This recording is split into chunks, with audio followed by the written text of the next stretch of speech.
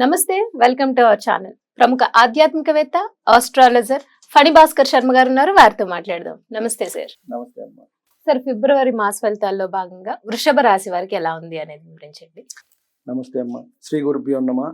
ముందుగా మా తల్లిదండ్రులకు నమస్కారాలు, అలాగే మా గురుదేవులకు కూడా నమస్కారం తెలుపుకుంటూ, ముఖ్యంగా మనకి ప్రతి నెలా కూడా గ్రహస్థితి అనేది ఒకటి ఉంటుంది. గోచారం ప్రతి గ్రహం కూడా వాటి పర్టికులర్ టైం ప్రకారం ప్రతి రాశిలోనూ సంచారం చేస్తూ ఉంటాం.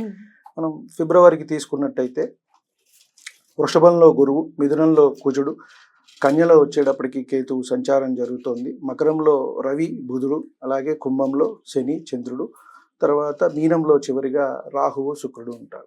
ఇక్కడ చంద్రుడు అనేది మనకి తిరుగుతూ ఉంటారు. ప్రతి 2.5 రోజులకి ఒక్కొక్క రాశిలో తిరుగుతూ ఉంటారు కాబట్టి నెలంతా కూడా సంచారం చేస్తూ ఉంటారు. మిగతా గ్రహాలన్నిటికీ 30 రోజులు, 45 రోజులు అలా వాటి పర్టికులర్గా ఉన్నాయి. సో ఈ గ్రహస్థితిని మనం ప్రామాణికంగా తీసుకుని, ముఖ్యంగా ముందుగా మనం చూసుకున్నట్టయితే ఈ వృషభ రాశిలోకి కృత్తిక 2, 3, 4 పాదాలు, రోహిణి 4 పాదాలు, మృగశిర 1, 2 పాదాలు వారు వస్తారు. ముఖ్యంగా వీరికి చూసుకున్నట్టయితే కొంత మిశ్రమ ఫలితాలుగానే మనకి సూచిస్తున్నాయి. వీరికి కాస్త ఏప్రిల్ తర్వాత నుంచి కాస్త గురుబలము, శని బలము అన్నీ వస్తాయి. కాబట్టి కొంత వీరికి అన్నిట్లో కూడా స్లోగా పనులవి జరుగుతూ ఉంటాయి. ఏ ఫలితాలన్నీ కూడా మిశ్రమంగానే ఉంటాయి.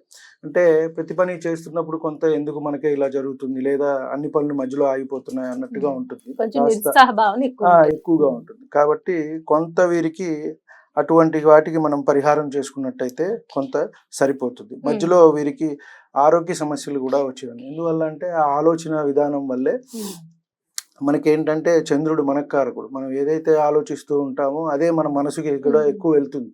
దానివల్ల ఏమవుతుందంటే అదే ఆలోచన పరంగా మనకి అనారోగ్య సూచన కూడా వస్తుంది. కాబట్టి ఎప్పుడూ కూడా మనసు ఆనందంగా, ఆహ్లాదంగా ఉండటం అనేది మంచిది.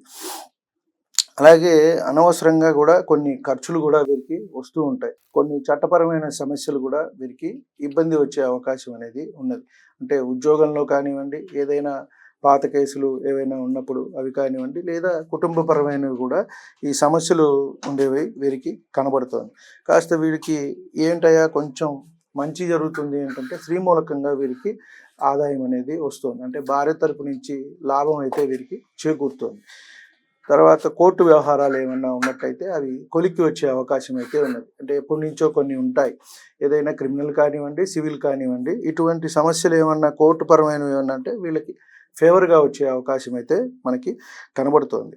అలాగే భూ సంబంధమైన అంశాలు కొన్ని ఏమన్నా వీళ్ళ స్థలాలు ఏమన్నా ఉన్నట్టయితే అవి ఏమన్నా అక్కడ ఒకళ్ళ పేరు మీద, ఇద్దరి పేరు మీద కొన్ని రిజిస్టర్ అవుతూ ఉంటాయి. ఇలాంటి సమస్యలు వీరికి వచ్చే అవకాశం కూడా మనకి కనబడుతోంది. ఇటువంటివి ఏమన్నా ఉంటే జాగ్రత్తగా చూసి ముందుకు వెళ్ళమని వీరికి ఇచ్చే సూచన. అలాగే సంతానపరమైన సమస్యలు కూడా ఉన్నాయి. కాబట్టి అంటే పిల్లలు సరిగా మాట వినకపోవటము, మనం ఒకటంటే వాళ్ళు ఇంకోటి, కొంత వీరిని గమనించుకోవాల్సిన అంశం అయితే ఉన్నది వీరు.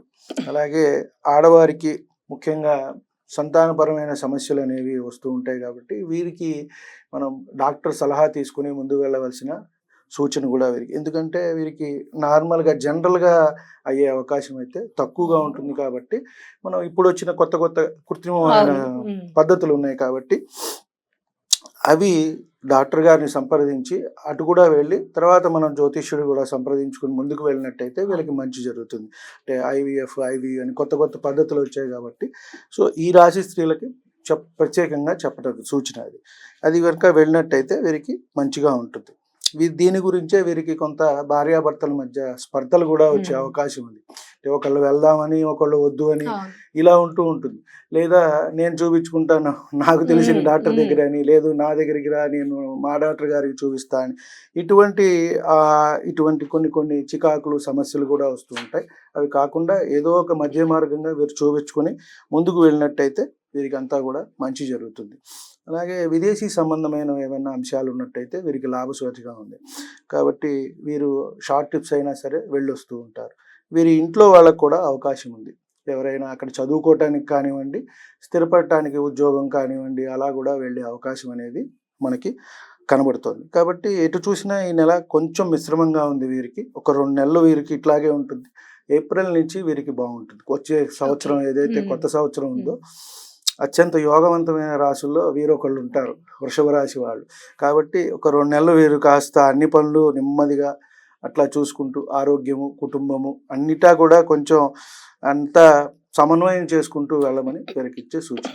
అయితే వీరు ఏ దేవీ దేవత ఆరాధన చేయాలండి? వీరు కాస్త గురుబలం తక్కువగా ఉందమ్మా. మ్మ్. దక్షిణామూర్తి వారి ఆరాధన చేసుకుంటే మంచిది. స్తోత్రం చదువుకున్నా సరే, అలాగే దత్తాత్రేయ స్వామి వారివి గురు చరిత్ర పారాయణం చేసుకోవచ్చు. గురువార నియమాలు ఏమన్నా ఉండొచ్చు. శనగలు కాస్త మనం నైవేద్యం పెట్టి గుళ్ళో భక్తులకి పంచిపెట్టడం, లేదు మన ఇంటి దగ్గర అయినా సరే ఎవరికైనా అవి కాస్త తినటము దానంగా. అలాగే గోవుకి కూడా పెట్టినట్టయితే మంచిది. మనము ఏది చేసినా సరే గోమాతకి చేస్తే చాలా మంచిదండి. మ్మ్. అన్ని దేవతలు కూడా అక్కడ అవును. నిక్షిప్తమై ఉంటాయి కాబట్టి మనకి చక్కగా మనకి దగ్గరలో ఉండాలి కదా. గోశాల ఉన్నట్టయితే చేయొచ్చు. లేని పక్షంలో చక్కగా గుళ్ళో అయినా సరే నైవేద్యం పెట్టుకుని వారు చక్కగా భక్తులకి పంచుకున్నట్టయితే కాస్త గురుబలం అనేది పెరుగుతుంది. వీరికి కలిసి వచ్చే రంగు, అదృష్ట సంఖ్య ఏం చెప్తారు? వీరికి తెలుపు కలిసి వస్తుందమ్మా. తెల్లది ఏదైనా వస్త్రం అయినా పెట్టుకోవచ్చు. లేదు రత్నం పెట్టుకోవాలంటే వజ్రం పెట్టుకున్నట్టయితే వీరికి సరిపోతుంది. వీరికి కలిసి వచ్చే అదృష్ట సంఖ్య అంటే కనుక 6 వీరికి అదృష్ట సంఖ్య. సో ఆ తేదీ నాడు కానీ, అలాగే మనకి కలిసి వచ్చేది 15 మళ్ళీ. సో ఇలా చూసుకుని వాళ్ళు 24 ఇలా వచ్చినప్పుడు వాళ్ళు ఏమన్నా ముఖ్యమైన పనులు ఏమన్నా ఉన్నట్టయితే అవి చేసుకున్నట్టయితే వారికి అంతా కూడా వీలుగా ఉంటుంది. అది సఫలీకృతం అవుతుంది. రైట్ అండి. వృషభ రాశి వారు పాటించాల్సిన పరిహారాలు, ఈ నెల ఎలా ఉంది వాళ్ళకి అనేది చాలా చక్కగా వివరించారు గురుగారు. ధన్యవాదాలు. నమస్తే.